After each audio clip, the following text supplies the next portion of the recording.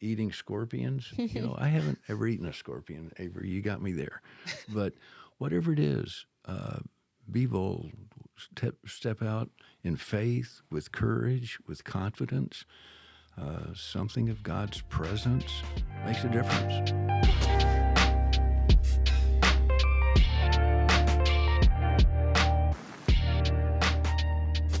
Hello. Howdy. Hi, everybody. Welcome back to The Couch, the Office of Spiritual Life podcast. My name is Avery Rosenhuff. I'm one of your campus ministers. And I'm Nathan Kronz, your other campus minister. And we have a very special guest on our podcast today. It is our first faculty member. Wow. Big shoes to fill. But this is a tall man, so he already wears big shoes and will fill them perfectly. Larry Henderson is joining us. We're so glad you're here. Thank you, Avery. It's quite a blessing. I admire the work that you guys are doing here in the chapel office, and I'm honored to be with you on your podcast. So glad you're here. Okay, to kick us off, Larry, who are you? Yeah, who am I? Who is Larry Henderson? I'm 73 years old. Oh, he dropped his age. I've been happily married for more than 50 years. Oh my I God. have two children. Caleb, he and his wife are both public school teachers in Lubbock, Texas, Lubbock Cooper High School. And our daughter, Rachel, and her family live in Franklin, Tennessee. She owns her own design company, very successful, and she is a mother to our two granddaughters, Madison and Finley. So precious. Wow. And I think there's something we don't know about you, Larry, but you were actually born to be on podcasts. I can hear you in my ears. Yeah. And it's so Soothing. Well, You'd be good at ASMR. You would. good. I'm so glad. This is not a question we went over, but what is the secret to over 50 years of marriage? Choose well, and don't take yourself too seriously. I need that advice. Humility works on every side. So That's good stuff. That is good stuff. Okay, so you are an ACU I am alumnus. graduated in 1973. Okay. And now what is your role at ACU? Yes, I work in the Halbert Center. I teach undergrad Bible and missions and direct a program called Worldwide Witness, which is ACU's summer mission internship, where we help students spend 8 to 12 weeks with missionaries somewhere around the world. So cool. And back in 1973, when you were about to graduate, before that, what were you involved in when you were here at ACU? Oh, well, I was treasurer of the student body, SGA. I didn't know that. Yeah, I was a Bible major. I didn't start as in ministry. I started as a history major, and I envisioned myself as a ambassador somewhere working for the State Department. Okay. I actually grew up in Thailand. My parents were missionaries, and I had no intentions of being a missionary myself, but I loved God and wanted to be involved in kingdom work. I mean, I could see myself from a position of authority, with the government doing something of value. But when I was a sophomore here at ACU, I decided, if I want other people to train and go to Thailand and learn the language and culture, why won't I do that? I already speak the language. I've already lived there for much of my life. So anyway, that was then, this is now. I was president of Galaxy Social Club. I didn't know you were president. Wow. I knew there was something I Larry, didn't like about you. Larry, what? SGA treasurer and president of Galaxy. Yeah. Involved guy. Those were great years. And Galaxy was full of really godly men, just as we find on campus today. Godly men and women that are dedicated to doing what's right. And not that we always do it, but our intentions are good. And some of those, and it's a cliche, but my roommates and some of my club brothers, we still get together every year. Wow. And it's quite a blessing. That is. Yeah, that's really sweet. Yeah. Well, Larry, you already mentioned that you lived and worked as a missionary in Thailand. And, Avery and I have both had the opportunity to go and spend time with many of the people that came after you, really, or maybe that came along with you. Tell us a little bit about your experience over there. Well, Pam and I got married here at ACU, and then in 1975, we moved to Bangkok, and we lived there for 25 years. Both of our kids were born in Bangkok, and I was working as a Christian missionary. Pam was teaching in the international school. And back then, the government was actually it was after the Vietnam War, and there were a lot of people kind of floating around in Southeast Asia. And the government was trying to get out all the hippies, all the drug dealers, all the ne'er-do-wells, and all the missionaries that they couldn't identify. But when Pam started teaching at the international school, that really helped to bring some stability to our family. And she kept us in the country for over a decade. Yeah. Wow. So Pam and I were there for 25 years, and our children one at a time graduated from high school and came to ACU. And after our daughter graduated, we followed her. But there are some of the missionaries that are there now were interns with us. They were students at ACU and came to Thailand. Chris Flanders, who's faculty here now, came as an intern back in the day. And we saw these young men and women, people of faith and dedication. And we felt very confident when we left. We came to ACU for the 2000 school year, and God bless you guys. You're in the Thai church is in good hands with some of the people that were left behind. Yeah, for sure. Yeah, now, I do have a question for you about Thailand. All right. Yay or nay, durian? Oh, yeah. No. No, wrong answer, Larry. Well, if it's the right durian, there's boy. nothing worse than bad durian. But, and my wife, she would not let me bring it in the house. Yeah. Yeah, well, great rule. Yeah. Go Pam. But, a good durian, and she'll admit, that wasn't too bad. So, we were taking taxis around while we were over there, and one time it was the middle of rush hour. It was like a 30-minute cab drive, and I don't know if it was the people that had been in there before us or if it was the cab driver. Yeah. But they had a ripe durian in there, and I'm telling you, I have never tried to hold my breath for so long. Of course, I can't hold my breath for 30 minutes. Yeah. But that's really sad, and I've had a really hard life. Devastating. Yeah. And unfortunately, people try to cook with durian cookies, durian ice cream. Can you explain to listeners or watchers what durian is? Those who don't know. Well,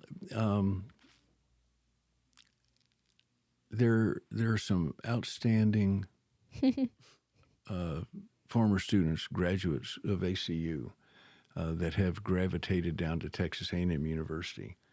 Bob Davidson, who started Aggies for Christ. Oh, wow. His son, Kelly Davidson, a dear friend of mine, transferred up here. His son and daughter, John Mark and Lisa Davidson, also graduated from A&M and graduate degrees from ACU. But I was in 7th grade, and I remember when Bob Davidson first came to Thailand, and my dad had durian for him, and he took his first bite and burst through the door, ran out to the flower bed and threw up. And durian How's that affect? But now Bob Davison, he would swim. He would do whatever he could to get durian, and his family, his children and grandchildren, the same way. They are durian lovers. Yeah. This is a fruit. It's a fruit, a very pungent, strong smell. In some ways, kind of like a skunk. A skunk smell, just is overpowering. But this can be overpowering and nauseous. But my dad used to say it was like eating ice cream in a sewer. But Oh, that's it. What did you have a good description for it, Nathan? I said it's like if you mixed raw garlic, into banana. That is like spot on. It's sweet, but it has this. For me, I actually loved the texture. It's creamy. Sorry, we're Avery's not liking this. It's like PTSD from 2017. But I put it in my mouth. I'm like, oh, that feels good. And the one that we had been in the freezer for a minute, and so it didn't smell too much. Yeah. But I'm like, okay, they say that it tastes better than it smells, and that smells not the worst thing I've ever smelled. It's not good. Yeah. And I put it in my mouth, and I was being filmed by Sean and Pat. I think I've seen that clip. Yeah, and it was rough. Yeah. My wife, Leah, she took multiple bites. She was having a grand old time. Yeah, but not for me. Not for me. Our witness interns that go to Thailand every year, and that's one of the challenges that they face. Mm-hmm. Well, I ate a scorpion, a grasshopper. Yeah. I did a lot over there, but durian was a no-go for me. Thai food as a whole is just amazing. Yeah. Especially when you're over there. Right. Like it's just out of this world. And Larry, you got to grow up on it. I did. Because you weren't only there as an adult. What year did your family move to Thailand? We moved in 1958. I was in first grade. No, okay. I just started first grade. So the majority of your developmental years. Absolutely. 10 years as a kid. How did growing up in Thai culture inform your faith? Sorry, durian to a deep question. Hard switch. Sorry, hard switch. That's a good question, Avery, and I wouldn't assume to know all the different ways that God's kind of worked on me, but I have seen women and men that have come through horrific situations with their faith intact. Mm. And I think that in some ways has helped me to be more faithful, even when, there might be a small wave or a challenge or two in my life. I think that my faith is stronger because of people that I saw. Mm. Yeah, so living in community and just hearing the testament of God's faithfulness was... Community, what a word. And every podcast that I listen to in Bible classes, and you guys from the stage in Moody Coliseum talking about community, inviting students into community. And just this morning, Tim Keller told me, he said, of course, he's dead now, yeah. But he was talking about the Bible needs to be read in community. Mm-hmm. And that is such a rich word. Yeah, it's good. Yeah. So obviously, the majority of students at ACU did not grow up overseas, and maybe have not. Maybe some of us have been on short-term mission trips, like myself. I've been on quite a few places, but just for a week or two at a time, and so we don't get a good picture of what ministry looks like. And sometimes we can develop, just the wrong mindset about what mission is. So, from your point of view, what are some of the misconceptions about mission work? Terminology, I would say, would be one. Mm-hmm. To be involved with God's mission, you have to be a missionary. Well, I don't know that that's exactly right. You can be a teacher or a pilot or something else and being involved in God's mission. And I guess in a sense that would mean if you're involved in mission, you're a missionary, but that doesn't mean you have to be supported and in a foreign country and with a name tag that says, "Hi, I'm a missionary." But we are all called to be living and walking with Jesus every day. And I guess in a sense that makes us a missionary, but don't have to call me a missionary. Call me Larry. Yeah.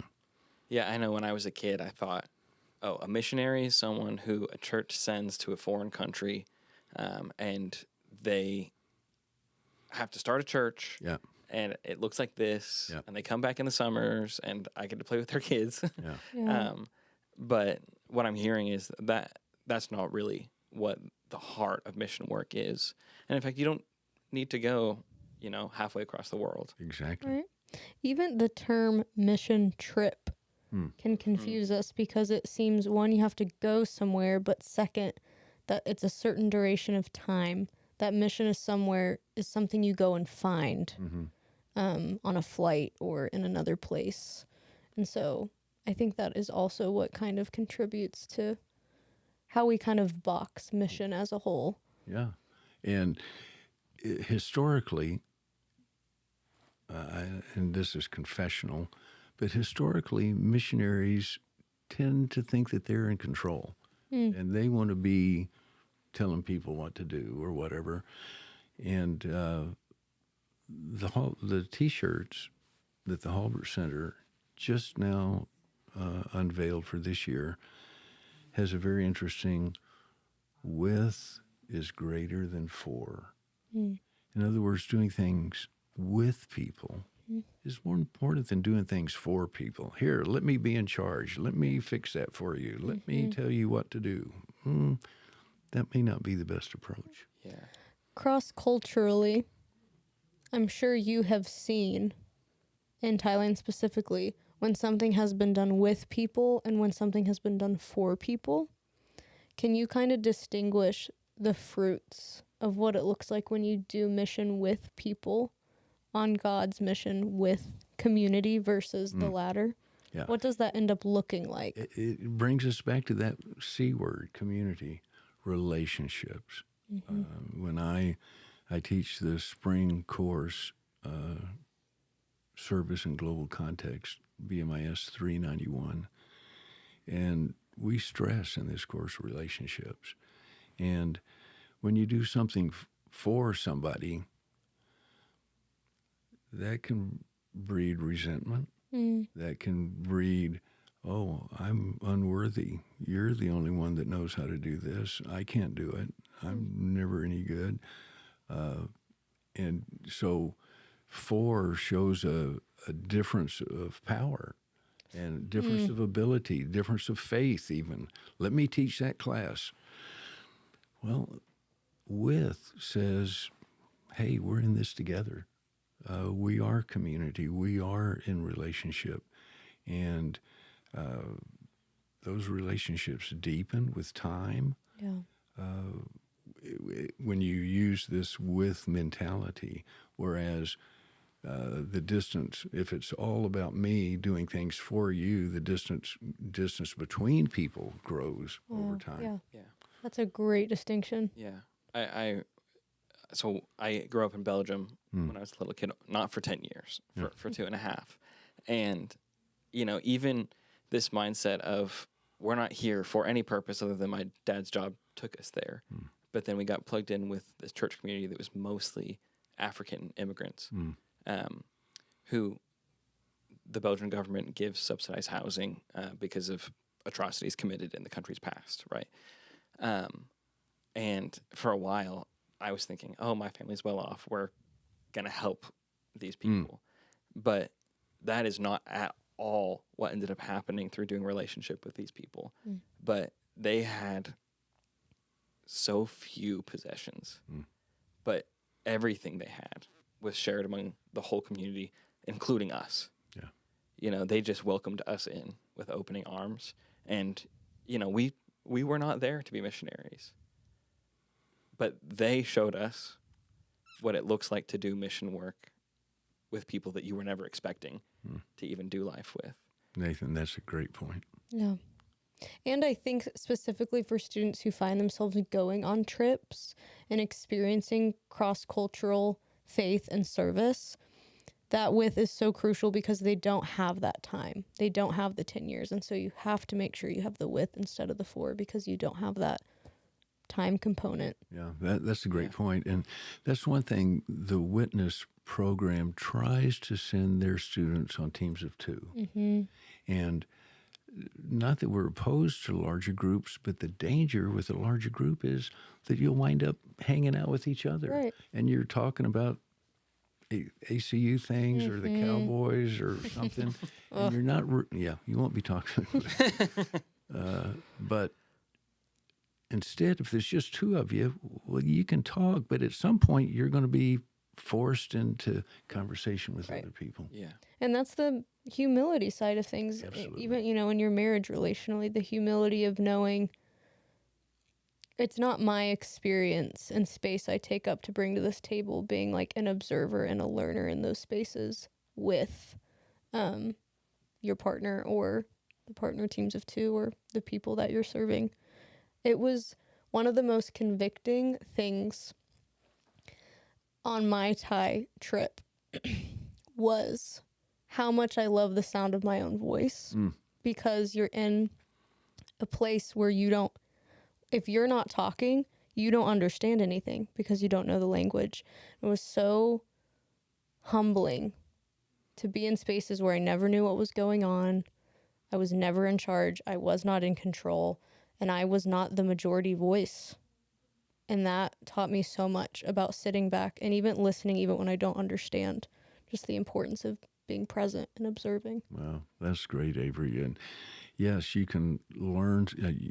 You can learn so much from just being observant and paying attention and seeing what the dynamics are going on. Even though you don't know the language, you can follow a lot of things. But people, they check out and they're not paying attention, and it's hard to maintain community if you're not being observant. Right, which I think is a part of God's mission as his people, is to be observant. That is playing into God's mission, is being that observer. Both Nathan and I have been so blessed by your mentorship, leadership, and class, multiple classes at our time at ACU. And it's cool to think just generationally, we've all been to a country we all adore at some point for certain amounts of time. And now you're on campus as a 73-year-old with Gen Z and getting to teach them. What is one of your favorite things about Gen Z, our students on campus right now? There's a lot of strength on this campus, a lot of things that I really like.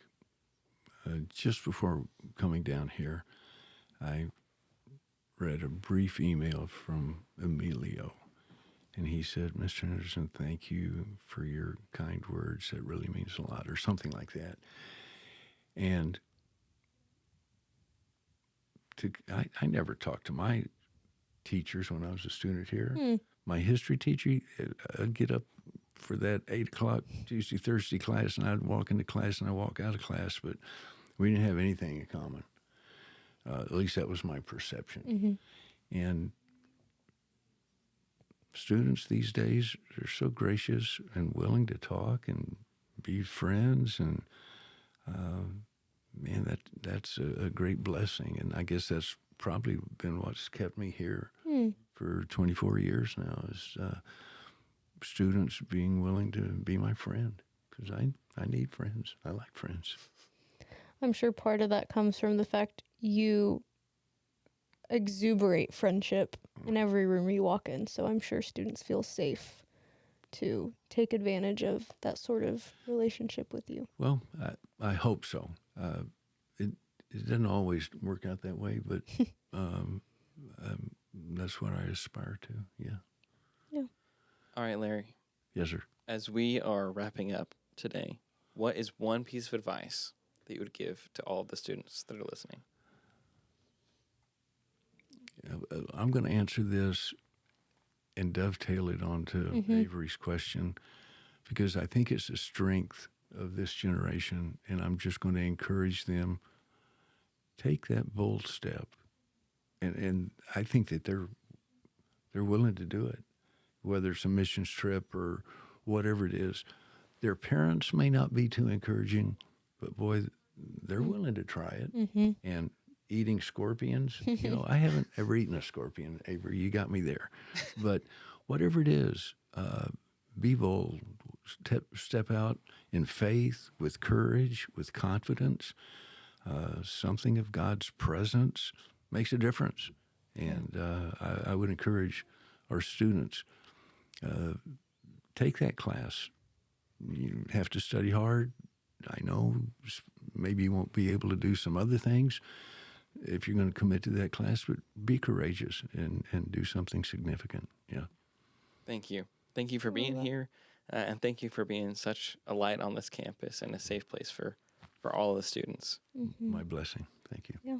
Y'all, if you are wanting to get plugged in with Worldwide Witness or Wildcats on Mission or any of our other various programs, or you just want to get to know Larry and the Halbert Center more, you can find them on the second floor of the Bible building. And Larry, what day is Mission Student Association Chapel? Thursday at 11 o'clock in Bible 114.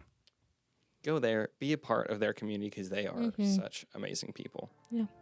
All right. We'll see you later. Bye.